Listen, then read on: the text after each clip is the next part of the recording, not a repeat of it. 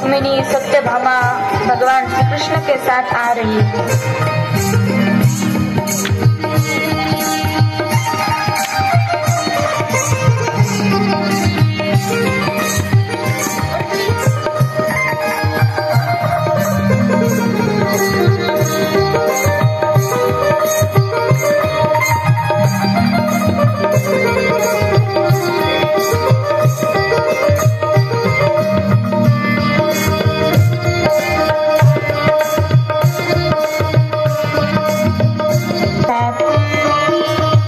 महल में आके राज सिंहासन पर विराजमान हुए। दो सिपाही खड़े।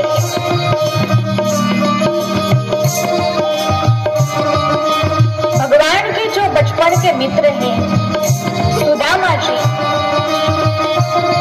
और सुदामा जी भगवान को मिलने के लिए आ रहे हैं।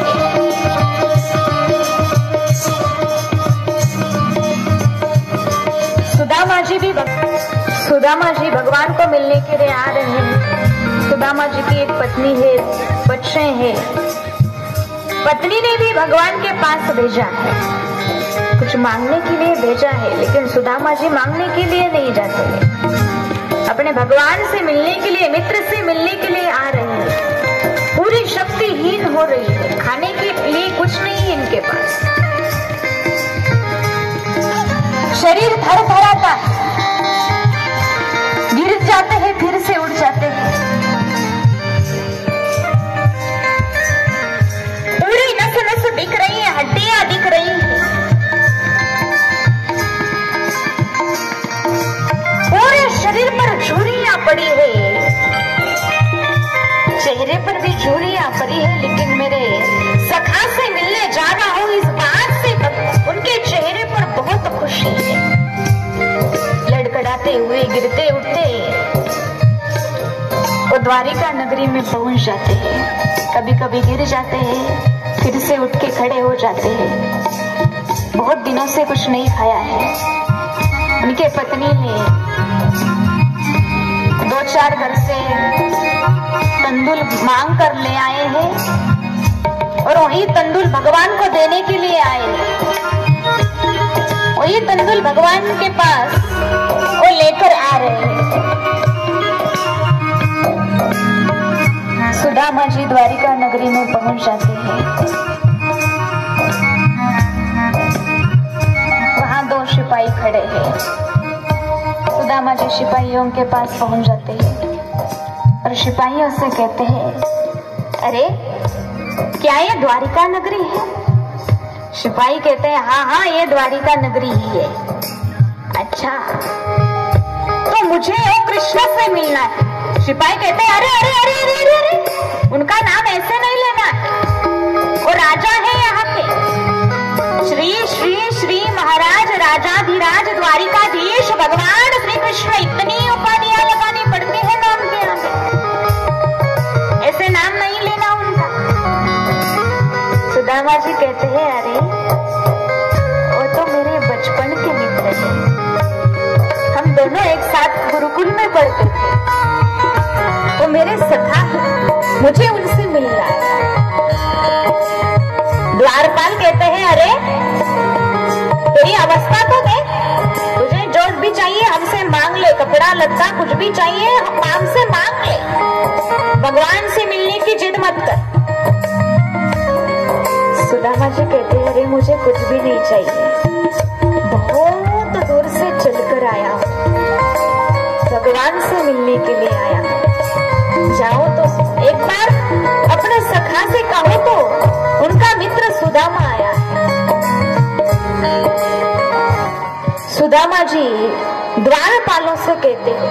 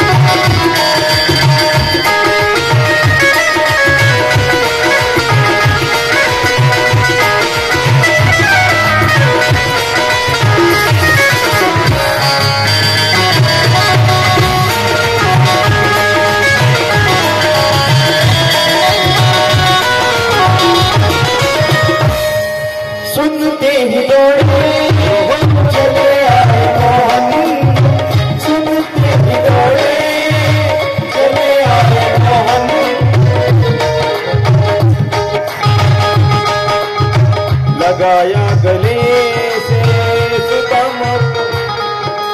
सुदामा जी से सिपाही कहते हैं, अरे तुझे जो भी चाहिए हमसे मांग ले, लेकिन भगवान से मिलने की जिद मत कर। सुदामा जी कहते हैं सिर्फ भगवान से मिलना है। सुदामा जी नीचे बैठ जाते हैं, मैं यहीं बैठ जाऊंगा, अन्न पानी त्याग दूंगा, इतने दूर से आया हूं, भगवान से मिला बिना तो नहीं जाऊंगा। एक सिपाही जाता है, अरे जा यहां से, तुझे कितनी बार कहा है जा यहां से। सुदामा जी गिर जाते हैं, नहीं जाऊंगा मैं भगवान से मिले बिना। दूसरा सिपाही उसके पास जाता है और दूसरे सिपाही से कहता है, अरे इसने अन्न पानी त्याग दिया है, ये मर जाएगा बिना अन्न पानी के, चलो भगवान से कम बताते तो आते हैं। बोले ठीक है बता के आएंगे, चलो मैं बता के आता हूं, तू यही रुकना। वो सिपाही वापस आता है, अपने जगह पर खड़े रहता है। दूसरा सिपाही भगवान के पास जा रहा है।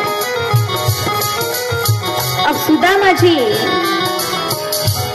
वापस चलने लगते हैं। एक सिपाही भगवान के पास आता है, भगवान की जय हो, महाराज की जय हो, महाराज की जय हो, महाराज की जय हो। भगवान कहते हैं हाँ हाँ बोलो बोलो क्या बात है। भगवान सखा आया है, ब्राह्मण आया है, बहुत गरीब। भगवान कहते हैं हाँ हाँ, फटी हुई धोती पहनी है, हाँ बहुत गरीब, बहुत चलकर आया है, दूर से आया है। भगवान कहते हैं हाँ हाँ, वो आपसे मिलने की जिद कर रहा है। भगवान कहते हैं अच्छा, उसका नाम क्या है? सिपाही कहता है उसका नाम है सुदामा। सुदामा नाम कहते ही भगवान खड़े हो जाते हैं और भगवान दौड़ने लगते हैं।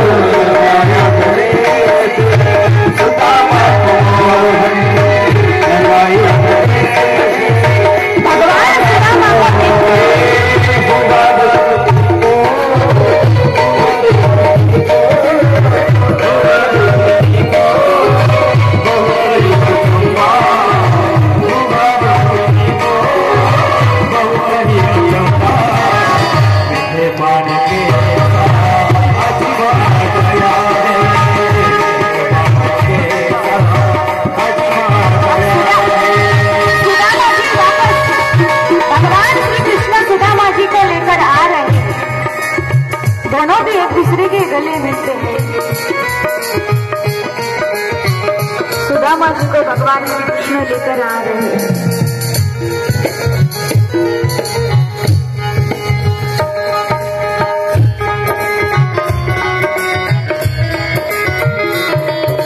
सुदामा जी चलते चलते गिर जाते हैं। भगवान श्री कृष्ण उनको सहारा देते हैं।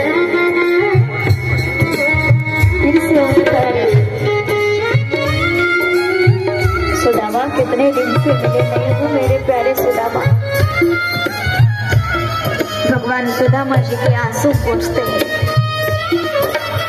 सुदामा कैसी अवस्था हो गई तुम्हारी?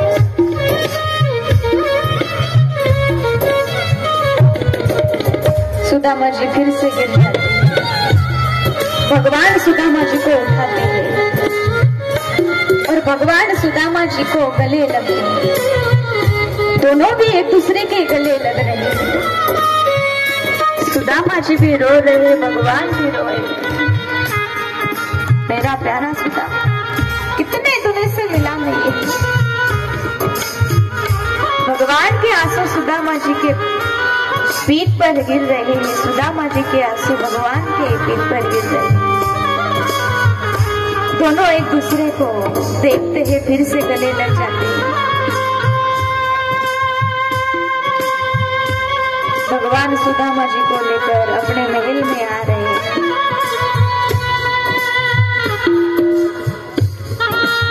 चलो सुदामा,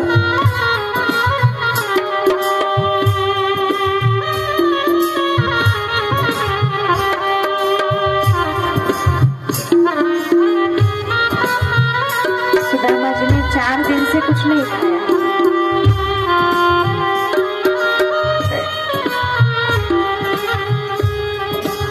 उनके बच्चे भी 4 दिन से भूखे हैं, तो भी कुछ है ही नहीं, इतने गरीब हैं। सुदामा जी को लेकर भगवान श्री कृष्ण महल में आते हुए भगवान श्री कृष्ण सुदामा जी को अपने सिंहासन पर बिठाते हैं। रुक्मिणी माता को कहते हैं, अरे रुक्मिणी जल ले आओ, चरण प्रक्षालन करने के लिए जल ले आओ। रुक्मिणी माता जाती है, चरण प्रक्षालन करने के लिए जल ले आती है। सुदामा जी के चरण प्रक्षालन कर रही है।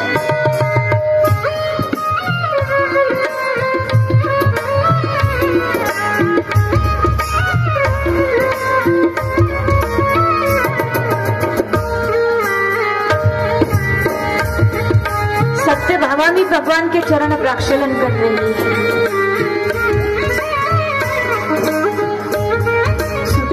सुदामा जी पूछते हैं, लाला ये कौन है? बोले लाला, लाला कहते हैं, अरे ये तुम्हारी भाभी है। भाभी? अच्छा भाभी है। और ये दूसरी? बोले ये भी तुम्हारी भाभी है। अच्छा तू तो बचपन से ही नटखट था। चलो चलो कोई बात नहीं, झुक झुक जो, झुक झुक जो, झुक झुक जो, सौभाग्यवती हो, अष्टपुत्र सौभाग्यवती हो, आयुष्मान भव, बहुत लंबा चौड़ा आशीर्वाद दे दिया। दूर से दूसरी रानियां भी देख रही है, कोई खास अतिथि लगते तो एक एक करके सब रानियां आ रही है। दूसरी रानी भी आई, जामवंती भी आ रही है, कालिंदी भी आ रही है,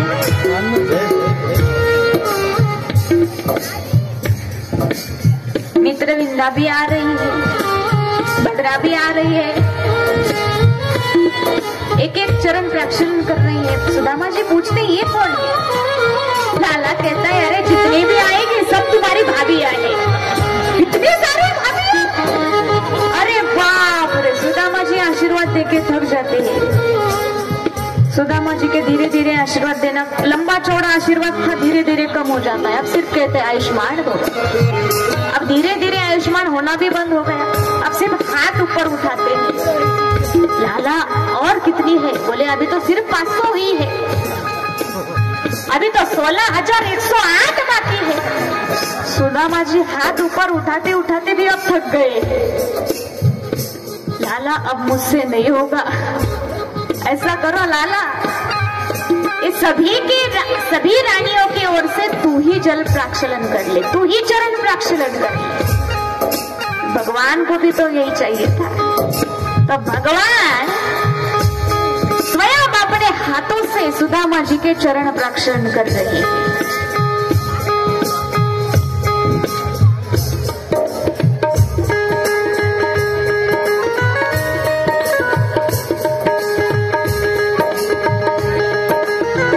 बराबर में अपने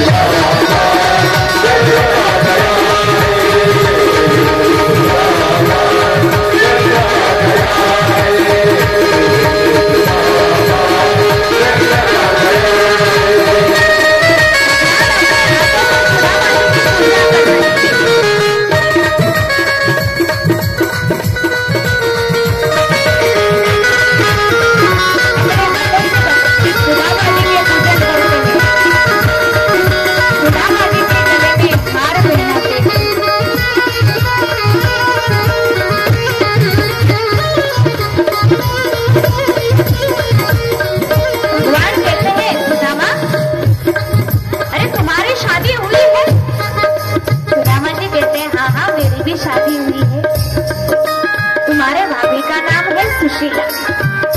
अरे उन्होंने ही तो मुझे भेजा है तेरे पास। भगवान कहते हैं अच्छा भाभी मुझे जानती है। अरे लाला तुझे कौन नहीं जानता।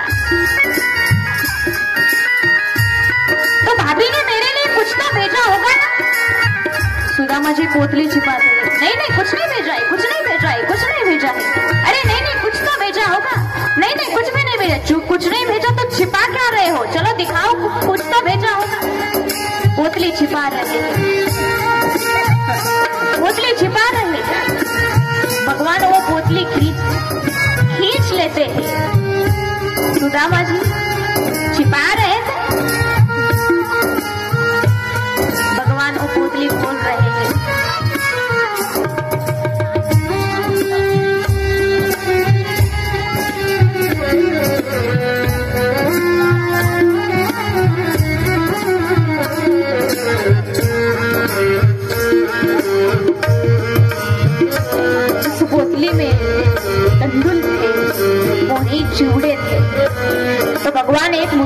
उठाते हैं और वो एक मुट्ठी खा लेते हैं,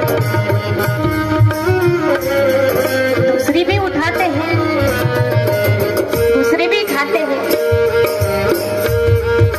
अब तीसरी भी उठा रहे हैं तो रुक्मिणी ने हाथ पकड़ लिया। अरे अरे रुको रुको रुको, सब आप ही खाओगे, हमें भी तो प्रसाद दीजिए। तो रुक्मिणी माता वो पोटली ले लेती है और सभी रानियों को प्रसाद बांट रही है।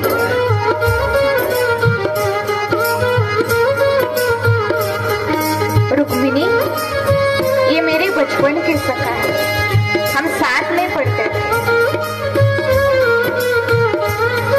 उनकी भोजन की व्यवस्था करो। तो रुक्मिणी माता ने उनकी भोजन की व्यवस्था की, भोजन कराया, भोजन कराया। अब ब्राह्मण सुदामा जी 4-5 दिन वहां रहे। अब वो वापस चलने लगे। सुदामा जी उठकर खड़े हो गए। 4-5 दिनों के बाद सुदामा जी भगवान से कहने लगे, प्रभु अब मुझे जाने की अनुमति दे। भगवान कहते हैं, हाँ हाँ क्यों नहीं, जाओ जाओ।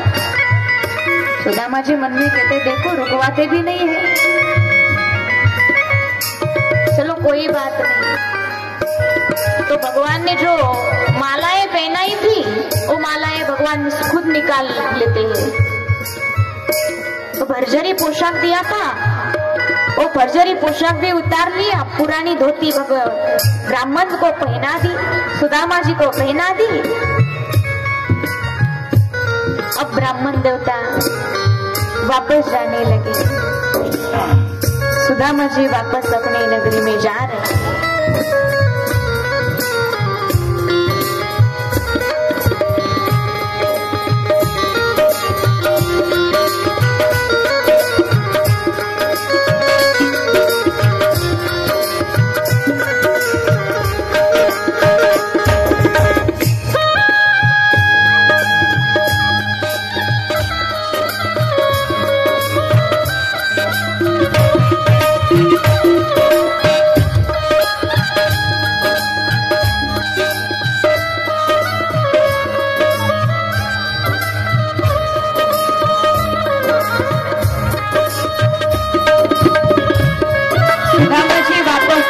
चले गए। सुदामा जी वापस देखते हैं, अपने नगरी में देखते हैं, वहां मेरी पुरानी झोपड़ी थी, वहां तो महल बना हुआ है। इतने में एक सुंदर रानी दौड़ते दौड़ते बाहर आती है, सुदामा जी की पूजन करने लगती है। सुदामा जी कहते हैं, देवी आप कौन? बोले, मैं आपकी पत्नी हूँ सुशीला। अरे इतने आभूषण कहाँ से मिले और ये महल कहाँ से निर्माण हुआ? सुशीला ने बताया, ये सब द्वारिकाधीश भगवान श्री कृष्ण दे दिया है। तो सुदामा जी वो सब त्याग करके वहां से निकल जाते, भजन करने के लिए जंगल में निकल जाते।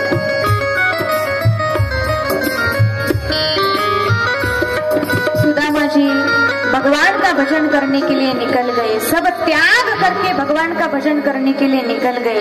तो चलिए एक बार हम भी वो भगवान का भजन करते हैं। श्री कृष्ण गोविंद हरे मुरारी, हे